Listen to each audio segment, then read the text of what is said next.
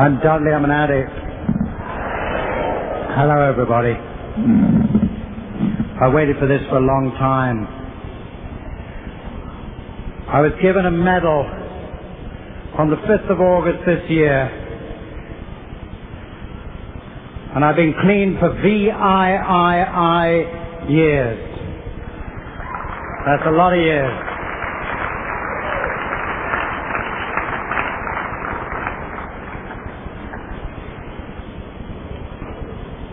I've been an addict all my life, and I've split it down to 4 distinct addictions. The first addiction I ever got into was lust without love. Sex without love. Sex with myself. Sex in isolation. That was my number one habit, and it was a killer. My second habit was alcohol, and that was a killer. My third habit was television, and that's a killer, and I know because I work in it. And my fourth habit was drugs. And I believe that the program of Narcotics Anonymous is right for all of those habits.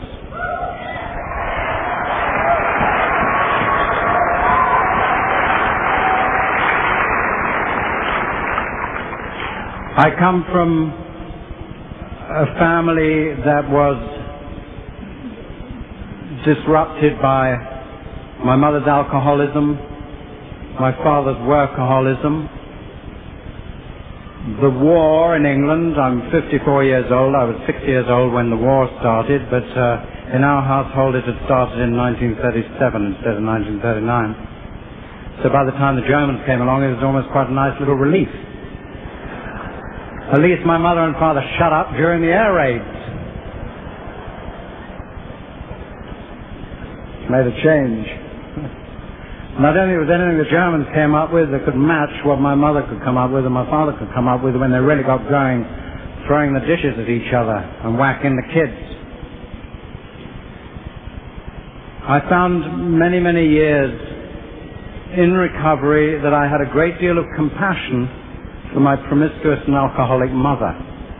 And I had no compassion at all for my workaholic father, who picked up on the responsibility of bringing up his children when my mother ran off. I found it very, very difficult to find compassion and to find love and to find understanding in my heart, which seemed very cruel. My first addiction, my lonely self-sex, I describe these because the initial impulse was the same. It started off with a secret. It started off with a secret going around my older brother and his friends. My older brother was a bit like a large truck, like a garbage truck in the narrow lane, and I was behind it in what I thought was a mean little Porsche, trying to honk and hoot and rev the engine and get round him. And I could never get round him. And he used to come up with these secrets, these little knowing things, he and his friends being a bit older than me. And I always had to get in on it. I could never stand being left out. I hated anybody having something cooking that I wasn't in on. And eventually I got one of the fringes of his friends to tell me what the hell had been going on. And what they'd been going on is they'd been shaking one part of their anatomy and changing their mood and giving themselves an amazing high, followed by a lot of depression. And I got off on that. But I got off on it alone. They used to do it standing around together. See who could come first. He was the winner. That's how much we knew about sex. The guy that came quickest was the winner. That was an attitude that had to change. You know, me, I was into it alone. I was into my own bag. I was into it alone. I'd got a secret, and I got something to change my mood.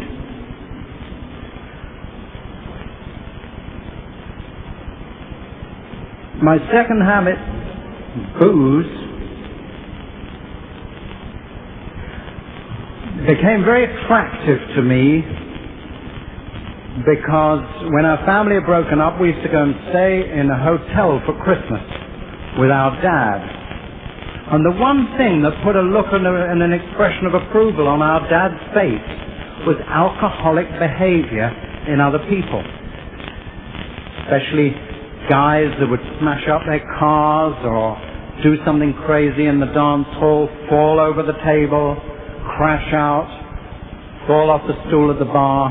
My dad would get that look on his face and he'd say, "Mad devil," and he'd smile. And I thought, that's it. That's how I'm going to please my dad. But it didn't work with me. I got beaten up. He gave me a bad time. But I took to that booze, and I loved it, and I wanted to be an alcoholic. I was attracted by them right from the very word go. I wanted to be an alcoholic. Many, many years later, my father called me a failure throughout most of my adult life, and one day I turned around to him and I said, "But Dad, I'm an alcoholic, and I always wanted to be an alcoholic. I'm a drug addict, and I always wanted to be a drug addict." And he said, "You're not an alcoholic at all. You're not an addict at all. You're just a bloody fool." My dad would sooner that I was stupid than sick and getting well.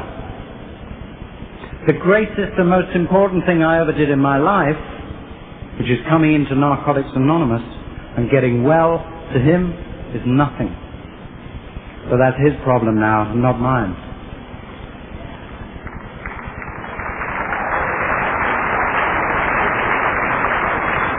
The day that I found booze worked for me was exactly the same as the day I found shaking my, what do you call it?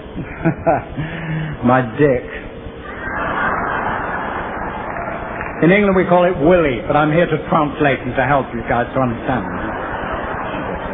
It's the same in any language. But it was the same feeling. And when I was a student in London, I used to work in a rock and roll club all night and then turn up at the academy the next morning crashing out, falling asleep. And one of the girl that I was going out with said, "Listen, we got these lovely little pills. There's the pink ones and the blue ones and the yellow ones. And if you drop one of the pink ones or two of the blue ones or three of the yellow ones, shazam, you can have a good time." And that same initial feeling hit me again. I'd found something that would turn it on, that would work it, that I could control, I thought, that changed the way I feel. And it was, again, it was secret. And that had a lot to do with it for me. I could do it alone. And I moved into a room, and this was when TV was very new. And the landlady said, "There's a special treat." She said, "Look, in your corner of your room," and she turned on this box, and in this box came on a light, and these pictures came on, and I had the same feeling, the same response. This I can do alone. I don't need anybody else. This will change the way I feel. This is a mood changer, and I can get hooked into it, and I can stay in it. It's the same thing. I married an American alcoholic in 1962. I reckon she was about 3 years further down the toilet than I was. And I was a willing pupil. I learned fast.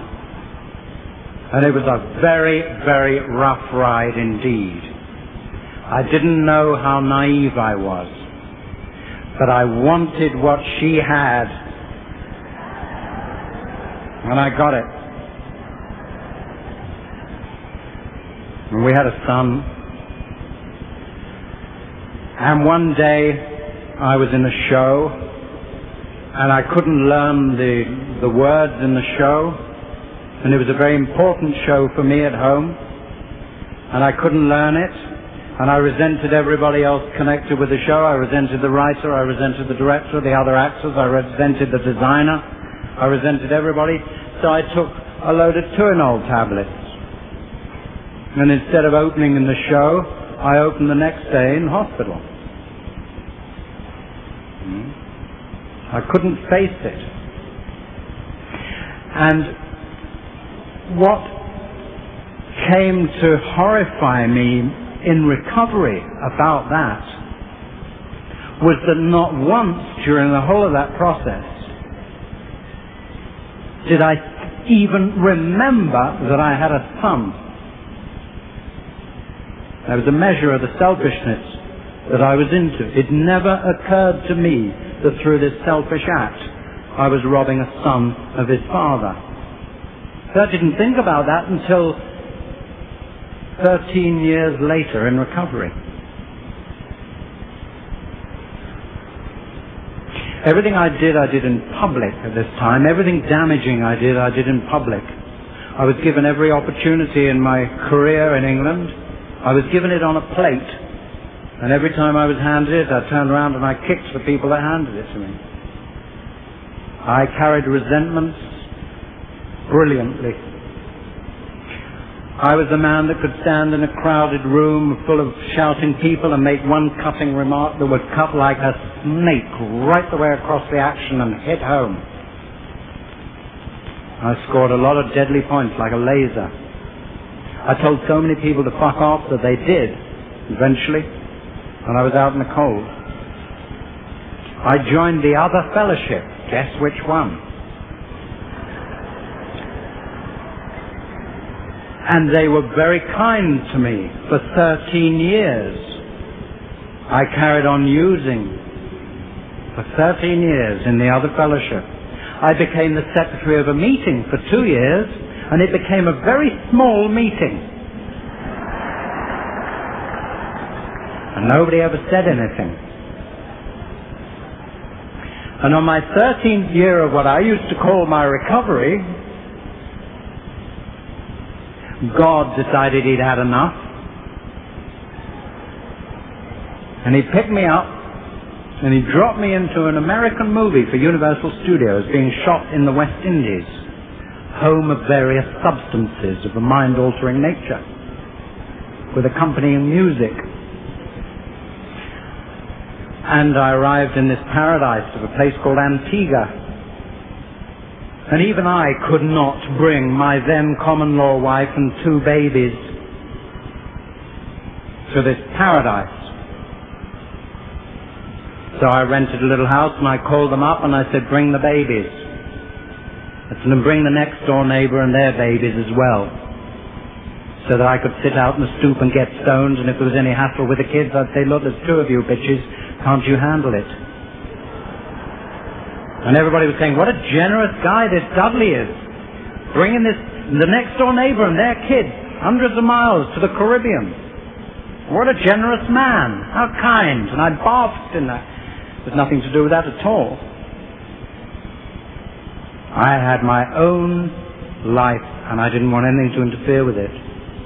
My television, I used to sit and watch these really boring political documentaries, so that I could say, please don't bother me with children that are dying. I'm looking after the world. Please. And this is crap. After 13 years of sickness in the other fellowship, there I was in Antigua, with more drugs than I'd ever had in my life. Going to one meeting of the other fellowship a week to keep it respectable, telling everybody in the movie what I was doing, just in case they didn't know, so they'd think that I was a nice, healthy man. As long as I wasn't drunk in public, as long as I wasn't drunk in and around my business, I thought I was okay.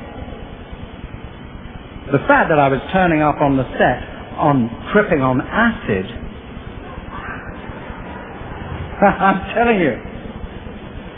I did a cowboy film in Madrid years ago, and the director came up and he said, I was sitting on this stagecoach playing a deaf mute, thank God, because I didn't have to remember anything. And I'm sitting there, and it's the hot sun, and I'm tripping. And the director said, right, Dudley, he said, when I say action, I want you to take your double-barrel shotgun and fire one shot between the two horses' heads towards the door. And as you swing round, fire another shot towards the church. Swing round, put the rifle in the holster, climb down, pull out your two guns, give it two as you run across towards the church, two more to the other corner, two more to that corner of the square, and two more towards the camera. You go into the church door, you shut the door, you run up to the first floor. On the first floor window there are 5 pistols. I want you to pick them up, and I want you to fire one down there, and one over there, and one over there, and one over there, and one in the center. Did you get that?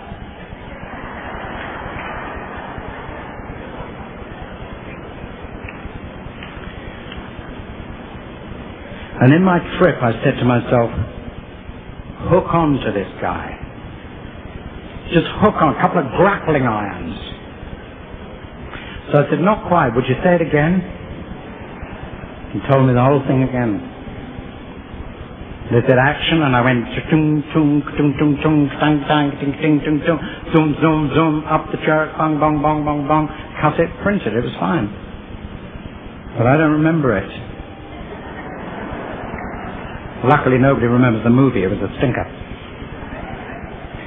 But here I was in the West Indies, having the worst time I've ever had in my life, because underneath all my good-natured exterior, underneath all my supposed kindness, was a deep, trembling rage, which expressed itself in little bursts of anger, little bursts of irritation. I was very good at breaking the spirit of whatever old lady I was with, by tooting and sighing, by dragging around like a weight. I would break her spirit. I liked my women, and God bless the women here, forgive me for it, but I liked my women to look as if they'd been up since 5 a.m. scrubbing the steps by the time I got up. I liked them to look whipped. I hated women when I came into recovery. I was full of fear. And I was giving this woman a very, very bad time. And God decided, as I said, he'd had enough. And so he'd made something go wrong with the movie, and I had to go to Miami. And I went to Miami, and everybody else went home.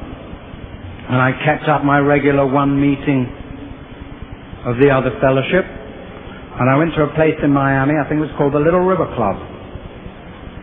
And I heard people say, for the first time in my life, I don't know whether they'd said it around me before, but it was the first time I ever heard, my name is George, I'm an addict and an alcoholic. My name is Harry, I'm an alcoholic and an addict. My name is Jennifer, I'm an alcoholic addict, blah, blah, blah. And I knew the game was up. And I was glad the game was up. I was very frightened. I was living in the Holiday Inn in Miami, and I was practicing 3 of my 4 habits. I had an all-night TV. I had been working my dick so hard that it was torn. This was what I used to call love. It was torn quite badly. And it took an enormous dexterity, a real addict dexterity, to bring it to fruition without ripping it too much more. Because you don't feel the pain until you come. And I had to keep coming. I was an orgasm addict. There's a punk song in England called Orgasm Addict that really hit me hard. I thought, how dare they sing such filthy stuff on the radio? Disgusting. So there I was, bleeding, stoned, with a lot of very, very bad drugs, in this hotel room. And I went to this Little River Club, and I heard it. And I shut up like a clam. And I put on my gracious performance. How very kind of you. Thank you very much. Oh, you're going to take me for a hamburger now. How very hospitable you Americans are. You know, off there, be driven off to have a hamburger and then driven back to my hotel. And at about 4 o'clock in the morning, I went down on my knees in despair because I realized that I was in Miami, thousands of miles away from home in a very exotic and beautiful part of the world, into my 3 surviving habits, and as sick as I've ever been in my life. And I'd had enough. And I went down on my knees and I prayed for help. And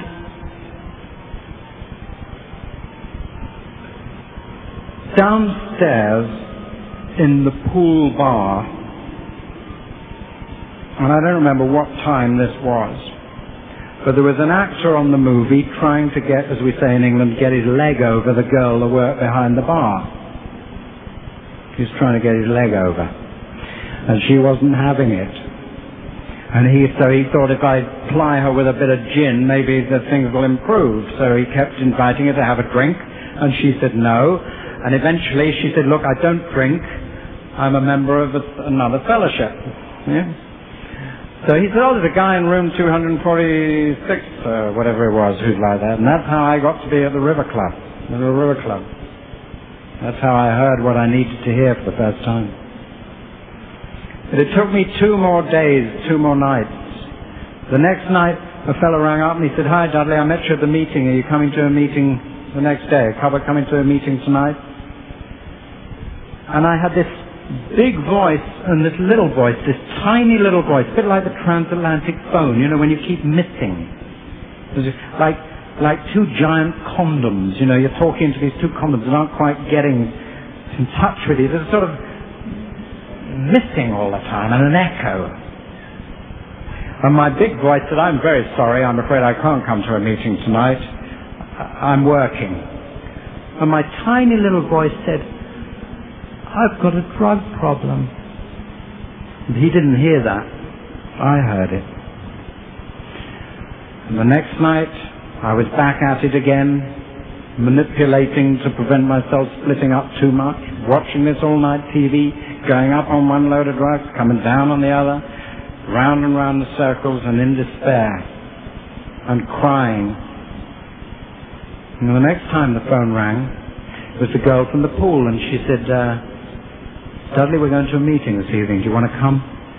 And I heard this big voice say, I can't. I've got a drug problem.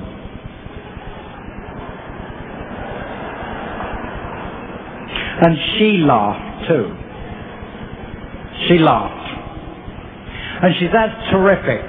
She said, can you get through the lobby?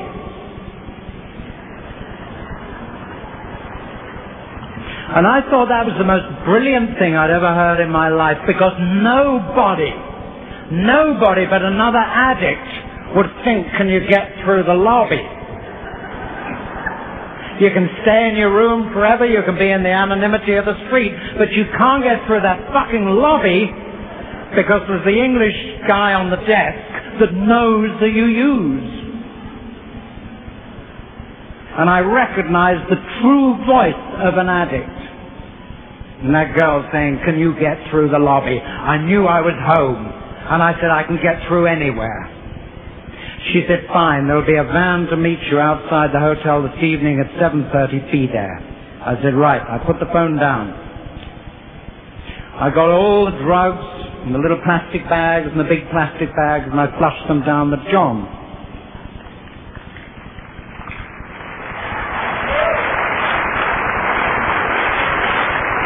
I didn't even think about it, which was a shame because I blocked the John and I got diarrhea. Little paranoia moved in. We're in Miami Beach. The plumber is going to be a black man. Black men know about drugs. He's going to pull that plastic bag out of the John and he's going to see what it is. I'm very naive. And when I get back to the hotel for my walk, the drug squad are going to be there. And my movie career will be finished. That's what I thought. And I thought, I don't care. I don't care. I washed and I scrubbed myself. I cleaned myself like I never cleaned myself before. I changed every stitch of clothing. I put on my sunglasses and I went out for a walk. I went a long walk around the block. And on my way out, I went to the guy on the counter in the lobby, and I said, I've blocked my John. That's perfectly all right, sir. Well. And when I came back, there was no drug squad there. The place had been cleaned up. That evening, a van arrived, one of those lovely vans with fisheye windows and lots of young people in. I was 47, and I'm still a teenager. I still identify. I always go in the door marked young people, you know. Pick out a little pair of jeans, you know, 22 waist. This fit me, you know. Little tank top. I'm still like that. Did it this morning. And this van was there, and all these kids were in it, and the FM station was playing. I got into the front seat, beautiful air, like an airline seat. And we drove off, and they said, you know where we're going? And I said, no. And I said, they said, we're going to Narcotics Anonymous. And I went, Narcotics Anonymous? Moi? I said, but I'm not a... And they all looked at me and laughed, and they said, what have you been using? And I told them, and they laughed. Bastards. What about my pain? They laughed. And they said, how long have you been using? And for the first time, I checked it up. 13 years. They said 13 years constitutes a habit. And I don't think I have ever been so proud in my life as when I was told that I qualify for membership of Narcotics Anonymous. And I mean that.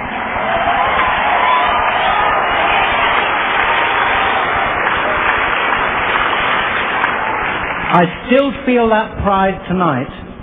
That pride has never lessened. I believe that the day I walked into Narcotics Anonymous, that I had the blessed hand of God on my shoulder. And I don't think that hand has ever been lifted since. I was taken to a clubhouse that existed then on Biscayne Boulevard. And I was taken to the arms of this fellowship. And I was enveloped in it, and I was hugged. I was hugged until I was blue. And I heard things in that first 10 minutes that live with me today. I heard love, not lust. Hugs, not drugs. People said to me, be careful what you pray for, you're liable to get it. If you pray for a rhinoceros, make sure your yard is big enough to contain a rhinoceros, because a rhinoceros is what you're liable to be delivered of. And I've prayed for quite a few rhinoceroses in my time, and that's what I've got. They gave me a white poker chip. They said, this is to show that you've been gambling with your life. And the next day when I went to buy a newspaper, I took out my money, and there was the white poker chip, and I burst into tears on the street. And the guy selling the newspaper looked at me a bit funny, and I didn't give a damn. I love it. Dear Dudley, the band is a little late. Please talk a little longer.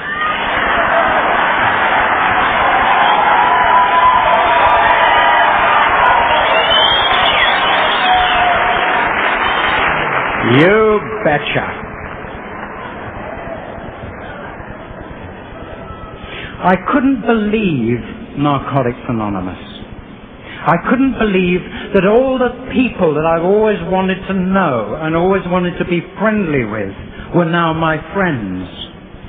The first thing that happened in early recovery was that I recognized that little figure that had been dancing in front of my nose for so many years as I tried to drink my way towards it, masturbate my way towards it, teleview my way towards it, drug my way towards this character, was me clean.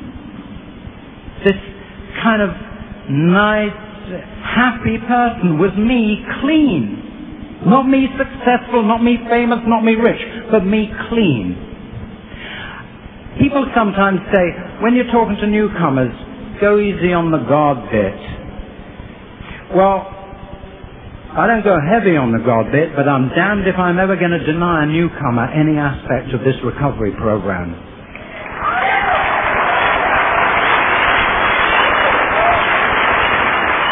Because I have never yet met an addict coming into recovery that hadn't had inside herself or himself a deep spiritual yearning. And I know that I had a deep spiritual yearning all of my life.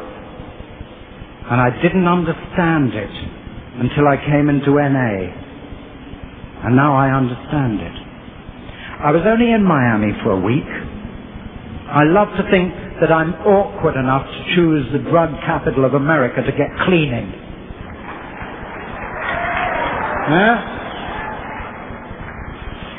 And at the end of the week, I had to go home. And I said, what am I going to do? They said, well, you go around the other fellowship, and you call yourself an alcoholic and an addict and see what happens. I said, I can't do that. I said, I've been around that fellowship for 13 years in England. I said, if I go back there, they'll say, he's just another bloody actor trying to upstage everybody, trying to be dramatic. They said, look, just go home and call yourself an alcoholic and an addict and see what happens. I said, well, they'll throw me, just see what happens. So I went home to England, and I went to my old meeting that I used to be the secretary of, and it had got huge.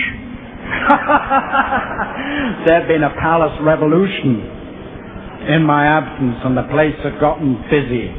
Those people were getting off their habit and doing very well. Anyway, I sat there and I was very scared, and I said, I'm Dudley, I'm a alcoholic and an addict, and I'm very glad to be here. And afterwards they said, is that what it was? We never knew. We didn't understand. You've been around for 13 years. You've even helped people recover. We've seen you help people. Done a lot of help in that fellowship. And people have got well around you, and you never got well yourself, and we didn't understand it. This is wonderful. Tell us about it. And I told them about it. And they were very, very interested. And they allowed me to qualify in that way. And I went on doing it for a year. And after a few weeks of it, a bloke came up to me, a bloke whose name became synonymous in America with NA in England, Johnny. A lot of you know Johnny. Johnny asked me to send his love to you tonight. He's got a lot of friends in America. He couldn't be here. But he came up to me and said, what's all this about then? And I told him. And he said, that's me. He said, there's another one over there called Janet. Come and meet Janet. So I went over to meet Janet. And I began to meet a few people. There were only about 7 of us. And one day, an Irishman came up to us in a cafe that now all the fellowships in England use. And he said, I'm sick to death of hearing you talking about... he's Irish, so I can do all the accents. I'm sick to death of hearing you talking about drugs in these meetings, he says. And I thought, hello, here it comes, what I always been waiting to happen. And he pulled out a file and he threw it on the table. He said, here's a starter pack for Narcotics Anonymous from Frankfurt in Germany.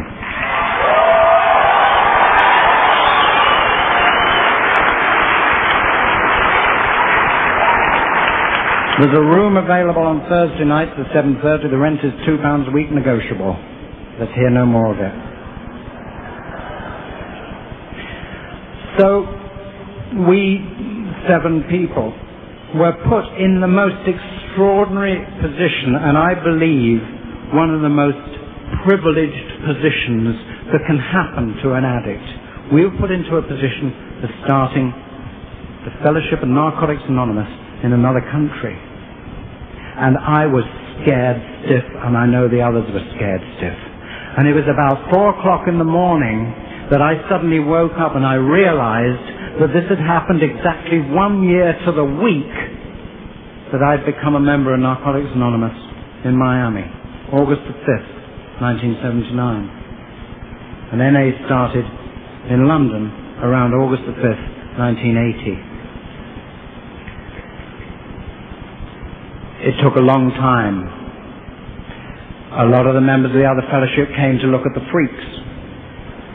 And then they got bored and went back about their own business. We've always had the best looking girls.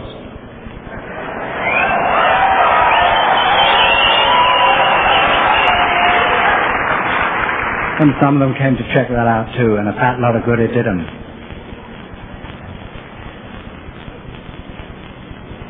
The first time I saw Narcotics Anonymous literature, it made me cry. The first time I saw me described in black and white, it made me cry.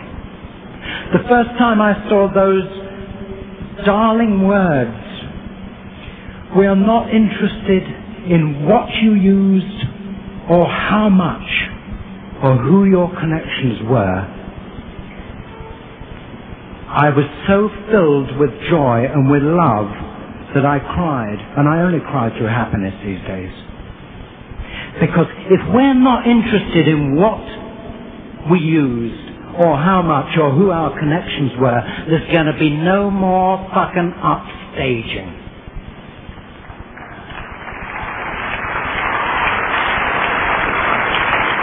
And thank God for that, because the words that we used on the street for our own elitism were very, very damaging in NA in the beginning in London. For me to identify myself by the drugs that I used is old, sick street behavior, and I don't do it.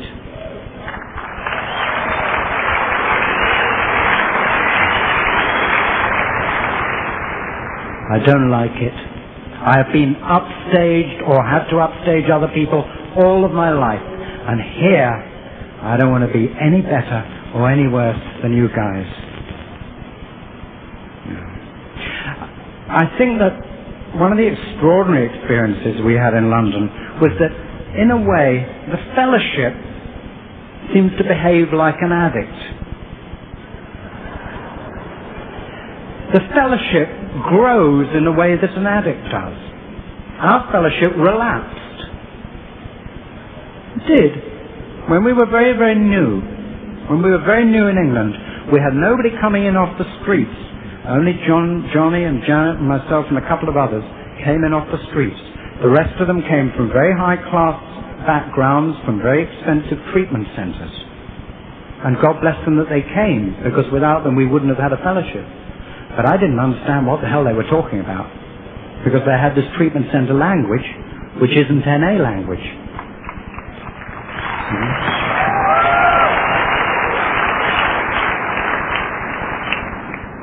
I love NA language, because NA language was invented by us.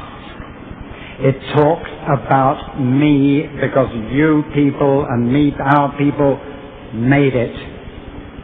Nobody can con the fellowship. We can only con ourselves.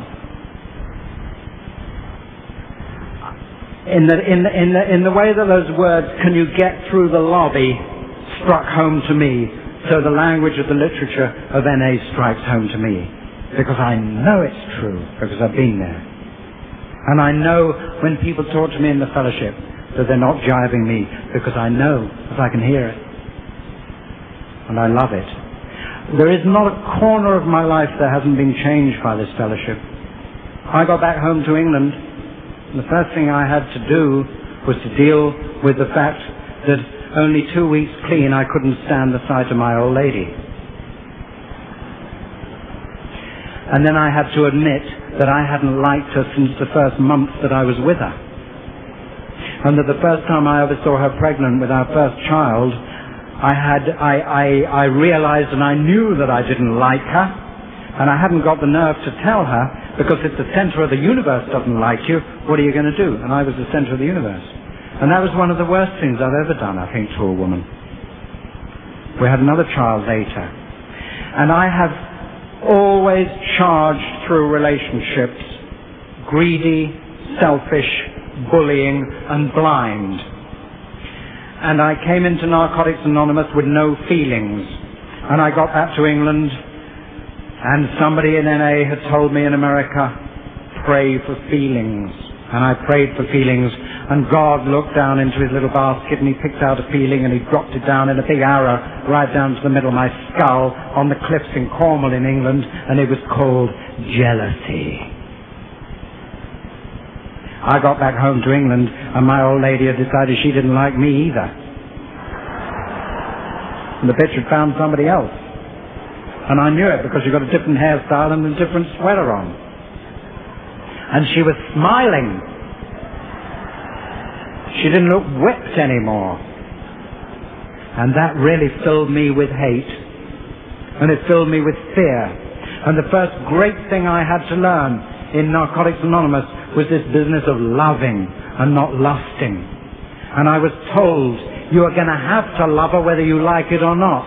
You're going to have to pray that she gets what she wants for her and not what you want for her.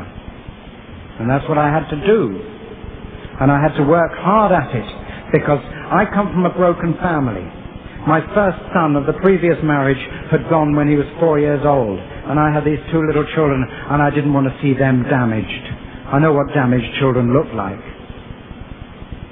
And the first time in my life I worked really, really hard at a relationship, and I had to work at its being broken up with kindness and with care. And I went down on my knees and I prayed again and again and again for what she wanted for her.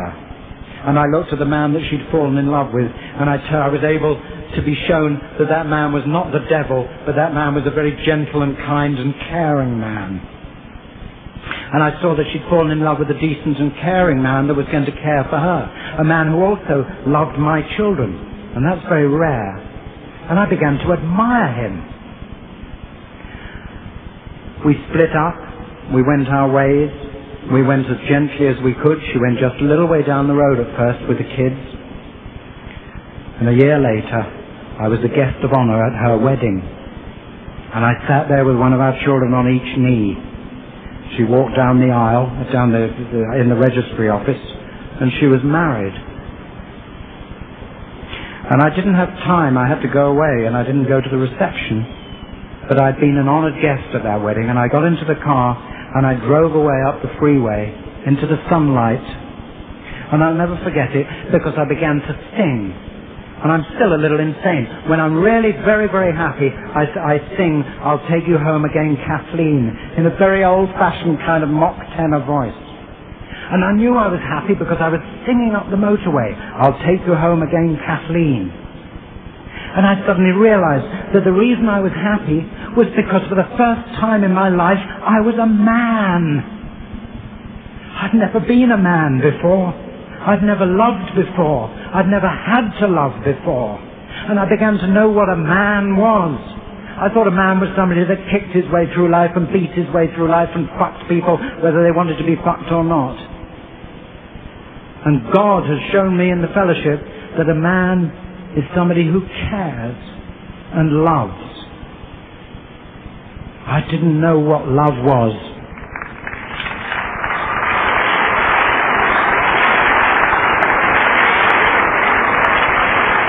And the fellowship picked me up by the scruff of the neck and showed me. The first time I put my hand around a shivering, sweating, shaking newcomer, I was terrified, but I did it. My sponsor said, don't talk to people that you know when you go into meetings. This isn't a social night out. Find the person in the corner.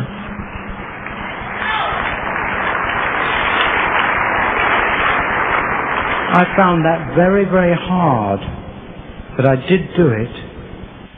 I talked to people, I started cleaning up with a broom. Nobody ever talks to the guy that's sweeping up. If you're scared of talking, get behind the broom.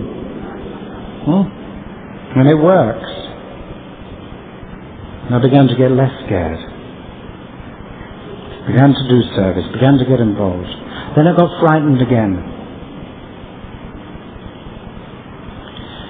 In England now we've got Well, in London, at any rate, we've got, I think, somebody will correct me, but it's about 75, 76 meetings a week of NA.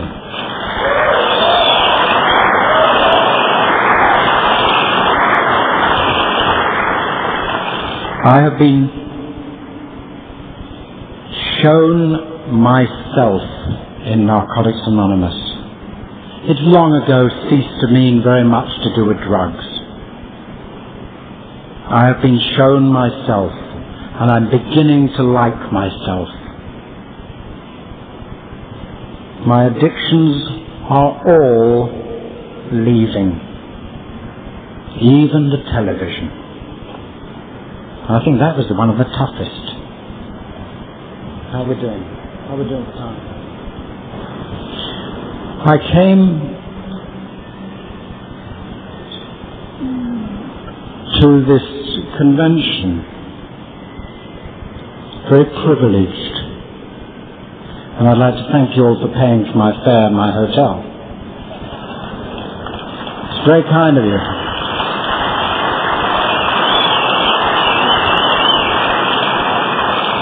I deserve it.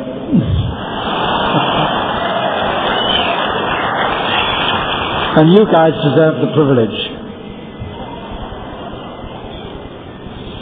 I love NA. I love recovering addicts. When I came in, I didn't love anybody. The hardest person that I've had to learn to love is myself. I still find it difficult, and I'm working on it. I don't want to go on anymore, because it'll just get padding. And I don't think there's anybody in this room that doesn't recognize padding when she or he hears it. So I'd like to say thank you very much, and God bless all of you. Thank you.